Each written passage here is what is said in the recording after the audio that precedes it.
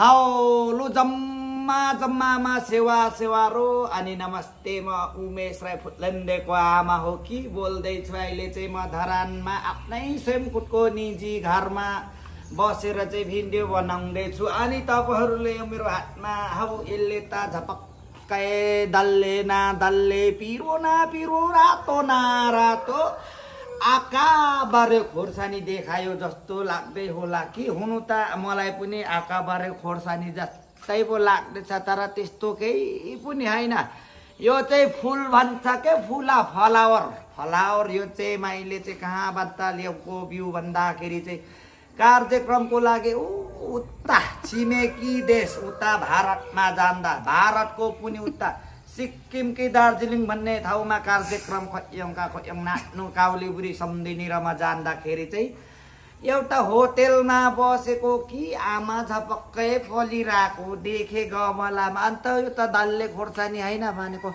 हैन हौ दल्ले खोर्सानी जस्तो देखिने त फुला पो त फ्लावर पो त भन्छ ओ लो हत्ता गरेर मैले पनि दुईटा गेरो चाहिँ मलाई पनि दिनु है उता नेपालमा लगेर बिउ बिजन यसो उमार्छु अनि रोप्छु भनेको खासै धारणमा चाहिँ अलि गर्मी भएर नफाप्दो रहेछ कि अनि त्यही पनि तराई मारौँ न भन्दा भनेर चाहिँ दुईटा गेरो ल्याएर चाहिँ यसो बियाहरू छ रे बियाहरू उम्रिनु त उम्र्यो शीतलमा राख्दाखेरि पनि टुसुक्का उम्रेको मरि जान्छ बिरुवा कहिले उम्रिँदै गरेको आरा चरा आरा गर खाइदि जान्छ बल्ल बल्ल बचारा चाहिँ नि घाम पानी केमा हुने हो त्यो पनि थाहा नभएर बल्ल चाहिँ बल्ल मिलाएर चाहिँ यसो जसो तसो बचाइयो 20-25 बोट चाहिँ दुईटा घेरोबाट 20-25 वटा बिरुवा चाहिँ बचाएको यहाँ हुनु चाहिँ हुँदो रहेछ तर उताको चिसो ठाउँ जस्तो नफस्टिँदो रहेछ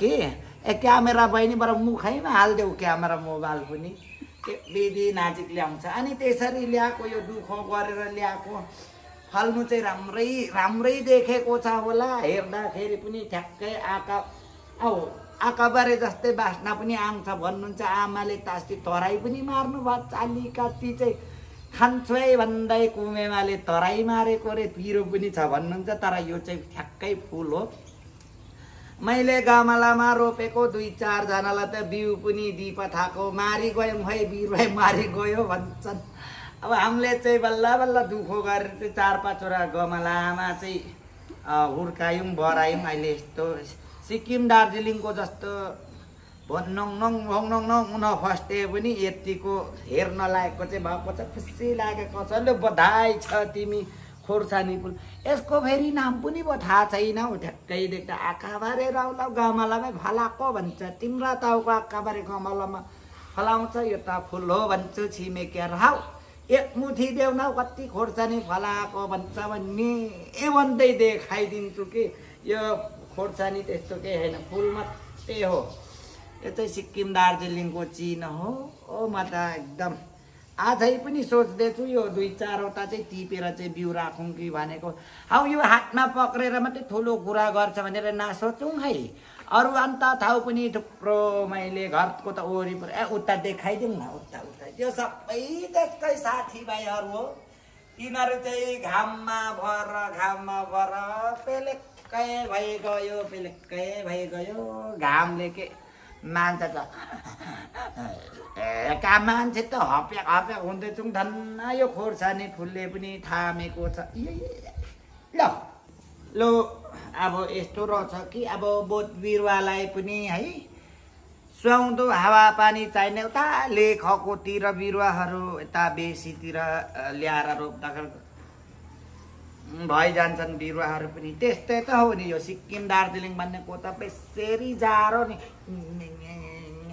हुने त्यस्तो चिसो ठाउँको अब एकैचोटि धरान जस्तो गर्मी हुने ठाउँमा ल्याउँदा त यो खोर्सानी पनि फलौँ कि नफलौँ भन्दै इत्रो परेवाको आँखा जत्रो पो हेर्नु कोही चाहिँ अब मेरो आँखा जत्रो पनि छ कोही चाहिँ पाकुम कि नपाकुम भनेर यो के बुट्टावाले फरेको छ कोही चाहिँ झपक्कमा सानै भए पनि पाक्छु भनेर यिनीहरूले चाहिँ बल गरेछ यो त फेरि हेर्नु न म चाहिँ अर्कै देशको हो भनेर रातो हुनु के पहेँलो हुनु कि कन्फ्युज हुँदा यो चाहिँ पहेँलो पनि भएको छ रातो पनि भएको छ। यस्तो हावा पनि नमिल्दै पनि यति चाहिँ मेरो लागि फल दिनुभयो। 2टा गेडो ल्याएर बिउ छरेर यति त मैले थुप्रै नै बाँडे। खोइ अरूले कोहीले त मारी पठाए बिरुवा भन्दै थिए। अब कोहीले के गरे ढङ्ग नि हुन पर्यो कि हामीले त यसको लागि त नोकर चाकर कम्ती गऱ्यौँ। मेरो आफ्नै स्वयंकुटको निजी आमाले पनि हौ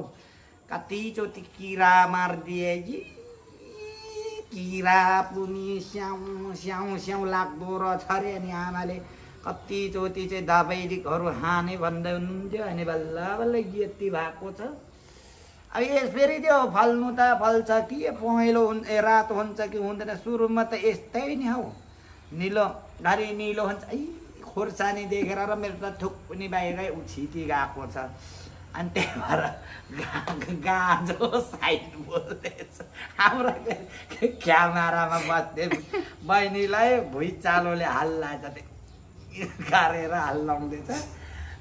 त्यस्तै छ है खोर्सानीको विषयमा। लु यो खोर्सानी पनि रिसाइसक्यो। यो खोर्सानीको फुलले पनि बोल्ने पाएदेखि जम्मा थुक उछिटाइदियो भन्दै रिसाउँथ्यो। बोल्दाखेरि पनि मेरो त बेसरी थुकहरू गाँजोहरू उछिटिन्छ क्या फोहोरी पो छुटाइ। अन्त यो यस्तै छ राम्रो छ नि हेर्दाखेरि त। अब खोर्सानी जस्तो झुक्क्याउने नि अब यस्तै छ। फेरि बिउ राख्छु कोहीलाई चाहेको छ भने सम्पर्क गर्नु है। लेन्डेको आमालाई सम्पर्क गर्नुभयो भने म फेरि 2-4 गेरा चाहिँ त बिउ राखेर म तपाईँहरूलाई दिन्छु। यो ठ्याक्कै राम्रो पनि देखिन्छ हेर्नु न। म पो नराम्रो मैले फलाएको खोर्सानी फुल त साह्रै राम्रो छ। अस्ति म भिडियो बनाउँछु कि थुप्रै नै राम्रो फलेको थियो। म त काठमाडौँतिर बस्दाखेरि चाहिँ अहिले नभ्याएर चाहिँ यो भिडियो बनाउनु पाएको थिइनँ। जम्मा मरि गएछ। यो धन्न एउटा मेरै लागि भिडियो बनाउँछु भनेरै होला यो बाँचेर बसेको। यो पनि भाग्यमान रहेछ। 2टा फुल एउटा मात्रै रहेछ। 2टा रोपेको यो एउटा चाहिँ धन्ना बाँचेको छ। टिकटक पनि बनाउँछु यसको त। यसको खप्पर भाग्य पनि बलियो रहेछ खोर्सानी फुल। धन्यवाद मुन्या नै। लु हजुरहरू म त गोले है बोल्दै अब यो पनि ओइलिँदैछ नि परिसक्यो। अब यसको अघि जहाँबाट उठाएर ल्याएको गमला त्यहीँ राख्नु पर्यो। खोइ अर्कोहरू त हिजम्मै मरि गयो नि। यता मरि गयो देखाउनु त नाना सङ्गीता नाना क्यामेरामा हुनुहुन्छ। सबै मरि गयो। यताको चाहिँ अलिअलि फ्रेस रहेछ। जम्मा भुइँतिर झरी गयो। खानु मिल्ने भए पनि त अचार लगाएर खानुहुन्थ्यो। यो फुल हो खानु मिल्दैन। यसलाई चाहिँ अलिकति यता राखेको थियौँ कि। अनि यो चाहिँ अलिकति यसको जग्गा चाहिँ यहाँ हो यसरी राखेको थियौँ। अब यसको पनि उगाइसकिसक्यो। यसरी म देखाउँछु। हेर्दा त राम्रो देखिन्छ नि हेर्नु त। तर के गर्नु खानु मिल्दैन। खानु मिल्ने भएदेखि त मान्छेले यो गमलासँगै तोकी पठाउने जस्तो राम्रो न राम्रो ताजा देखेको छ नि खानु मिल्दैन। अर्कोहरू त जम्मा झरी गएको रहेछ। हेर्नु त बोटै पो सेङ्रेङ्गा मरि गएछ। अनि यो हेर्नु त बोटै मरि गयो। यो घाममा हुने हो कि पानीमा हुने हो कि शीतलमा हुने हो कि यो सायद यो घामले नै छिटो पोलेर मरि गएको होला हौ।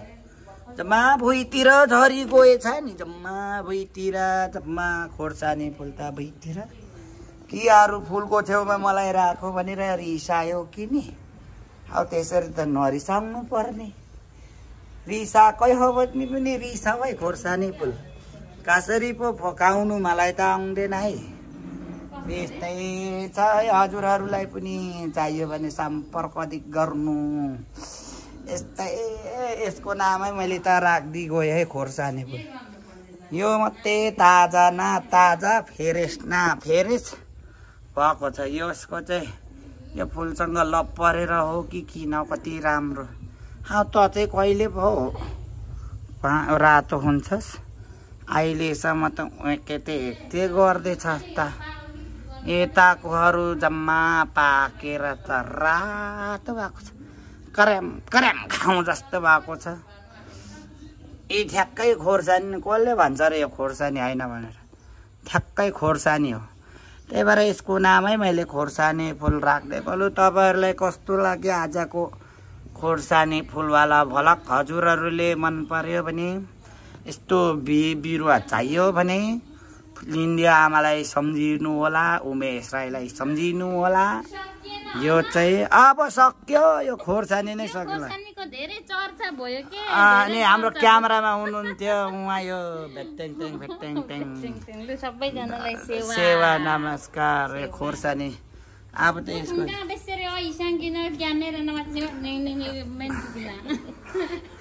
हाम्रो आमा हुनुहुन्छ